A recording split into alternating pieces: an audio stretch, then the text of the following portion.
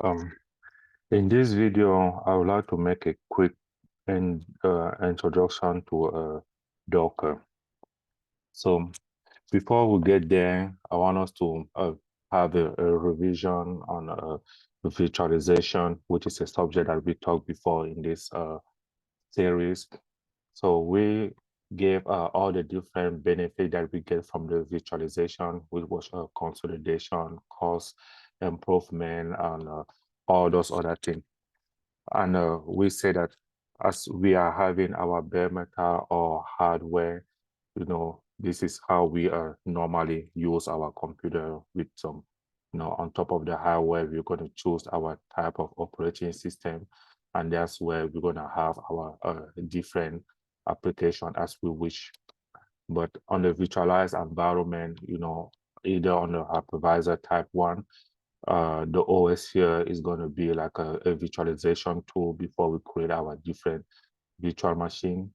On the hypervisor type 1, our type 2, sorry, our hypervisor is going to be an application over here, which is going to help us to do some virtualization. And we mentioned the advantage of both of them and what make the difference between those two different tools. But now, when it's come to containerize, which is the subject of Docker that we're going to talk today, on a hypervisor type 1 environment, on top of our virtual machine here, we're going to install a Docker engine. The Docker engine is going to be the one that's going to help us to create a multiple container on top of our virtual machine, depending of what operating system we have. Or either on a hypervisor type 2 is going to be the same context. We have our OS type 2 hypervisor. We create a virtual machine before we have our Docker engine. So making the comparison between a container and VM basically is that on the hypervisor type 1, for example, we're going to have our Docker engine that's going to help us to create a container on top of our virtual machine, as we are seeing here, before each application is going to be running on the container. And same thing on the type 2 is going to be the same environment. The Docker engine comes here on top of the virtual machine before we set our containers. And making the big difference between containers and virtual machine is like we can see that we have a isolation, which the virtual machine give us a strong isolation. And here the isolation would mean the sharing of the resources between the different virtual machines that are created. But the containers actually they are less isolation because they are sharing the host, the main host kernel than the virtual machine. Every machine we have its own kernel. The compatibility here we can run any virtual machine as we want, and here we are best suited and that can run on the same OS. The resources overload, and this one, since we have to install the kernel, we have to share the resources. It takes more time to start up and all those other things, while the virtual machine are quite much faster. So these are going to be quite some main difference between the virtual machine and the container. So about saying all that, we're going to go ahead and try to set up a container in our virtual machine that we create here. If I do a host name CTL, here we see that we have a Rocky Linux 8.5 in which we're going to be using. So starting from Red Hat 8, Docker doesn't longer have a default repository on the system. So we need to start by adding a Docker repository first, from where we're going to be downloading our Docker engine. So we're going to use this line to add the Docker repository, and I'm going to enable that repository. by adding the next line here. And after those two, this is where I'm going to go ahead and try to install the different tool of Docker that I would need. I also installing my editor here, which is Vim.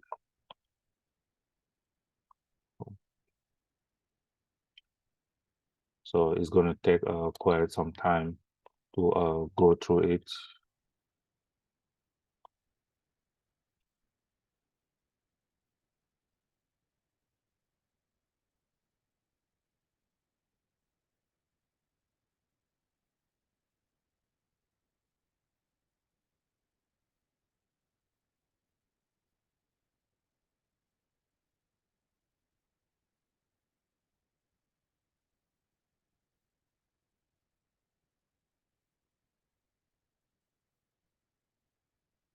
Um,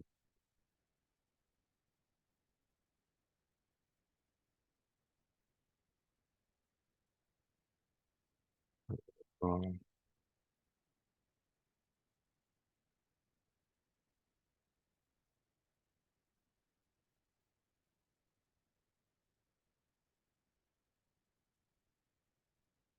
already go through all the different packages that we will need here.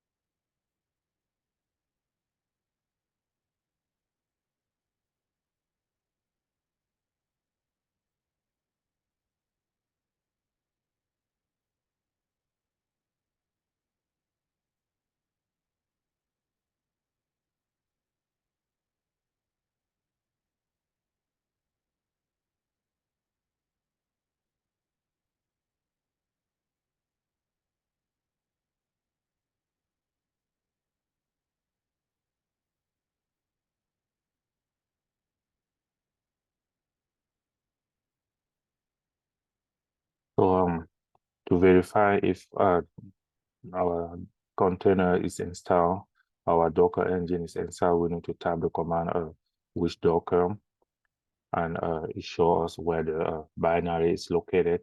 So we need to go ahead and start the Docker service, because if we do a systemctl start your Docker, we see that the service is the container engine is not running yet.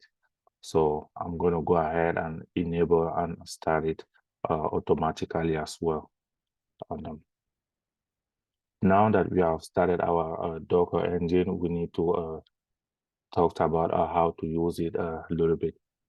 So since containers are very lightweight application, a lot of companies are building their own images to put them on different remote repository, and the reason is for they have many reasons of why they would like to do so. Maybe due to make sure that customization of the application, they can suit it as well as they want to be for their companies. They're going to be in control of the security of the application. They can set up the license and many other reasons why they might want to do it. And after creating those images, they usually decide to store it on a remote repository, and which there are many of them. We can have a Docker Hub, GitHub Container Registry, Google Container Registry, Amazon. There's so many public and private different registry. But here, let's try to look at the one for Docker Hub to have an idea on how many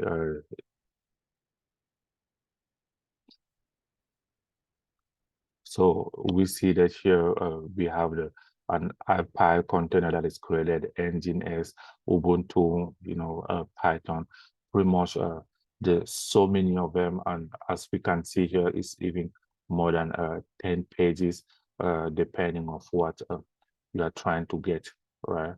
So you will just come here and decide to type the name of the container that you are trying to look for, and it's going to give you a list. And depending on the project that you are going through or you're working on, you're going to choose which container to talk about, which image to download. I've been talking about image. An image is basically going to be a tool that's going to help you create container. And based on one image, you can create multiple containers. Usually, you can look at it as um, a cake pop maker, which is going to be our image in this contest. From it, you can have multiple different cake that you can create. So the cake can only have the form of your cake maker, meaning if you have an image that is built for Rocky, you can only create Rocky's container out of it. If you have an image for HTTP, you can only create a HTTP application out of it. You cannot have a Rocky image and then you set up a different application on top, or you can get a different container from it. So like as I was showing you here, if you want to get a different version of this Rocky, for example, as I click on it and I go on tag, I'm going to see that there's so many different versions. Here we will have a Rocky 8 Minimal 9.2. Depending of what project you are working on, you can decide to get any image that will be more suitable for you. So to download this container on my computer, I will use this command here that they have, docker pull Rocky 8.8 if I'm trying to get this version.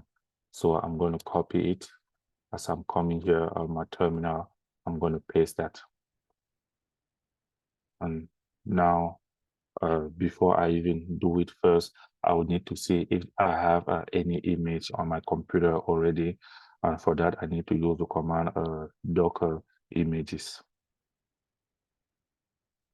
So Docker images is telling me that I have no image yet here, or either I can do a Docker image ls. I'm getting the same output. So now I need to download this image here on my local machine. And that's a command that I need to type right there. And it's going to go on that registry. It's going to go on that Docker Hub, and it's going to take this container image that the project was started by Rocky to bring on my machine. So from their project, I can start building my own stuff as I wish. So if I do again, image ls, now it's telling us like we have a Rocky 8 that we have downloaded here, and it's been 3 months that it has been created. Same deal.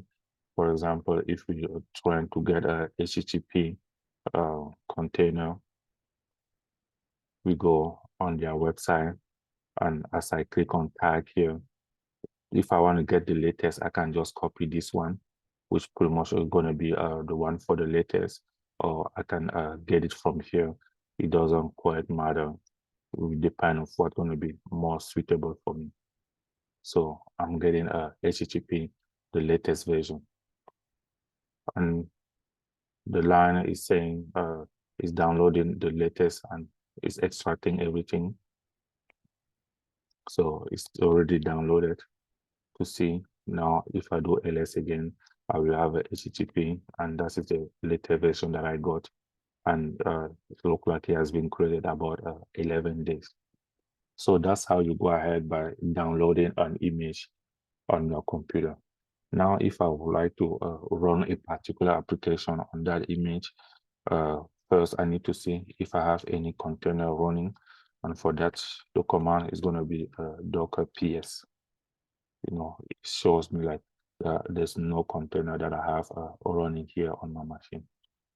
So if I do a docker run to run a container, and then -d is to mean I'm trying to detach, I want to run it in the background, the container, and then I'm going to specify a port. So this is the port that I would use from my computer to check if my container is running, and then this is the port that I'm trying to have access to my container from. And let's say I will do a HTTP latest version that I downloaded. And as we were talking that container are lightweight, you see that we were able to run that application in less than a minute. So if I recall again docker ps, you see that it took us like 11 seconds to create that container. And we can go on our browser to type the IP address on my machine is 62, and I need to mention the IP of the port, which it was 5,000, and here it says it's work and it's running. That's just how quick and easy it is to run a container. And I was saying that from one container we can have, from one image we can have a multiple container. So here, if I decide to record a command to start a second machine, I need to make sure to change the port, because the port 5,000 was already used. Now I will say attach my second container on the port 5,000, 5100. So, and as soon as I do the command, the container is already up and running. And we see that here we have a two, from the HTTP image, we have created two containers that are running in the background. And we did not specify a particular name. Docker has given the name to those containers for us automatically. Right? We could have specified the name if we wanted, and we're going to talk about that in one of our future videos. So if I decide that I want to stop a container that is running, the command will be docker stop, and then I will specify the name of the container that I'm trying to stop, for example. And if we check it again with docker ps, we see that that container is no longer here because it's not running. But if I want to see it, I need to do a docker ps-a, and it's going to show us that we have our CD container here. It's not attached to any port at the moment, and the statue is exited because it's not running, right? And if we even want to remove that container automatically, we do a docker remove, and we specify the name of the container that we are trying to remove. You cannot remove a container without stopping it in the first time. If we try to check it again with docker ps, that ceiling, whatever, is no longer there. If we try to remove our second container without stopping it, we're gonna face an issue. What is the name of that computer or that container? Is adore something, and it doesn't even allow us to do the tabulation in that matter because it's not ready to be stopped. No, let me copy and paste.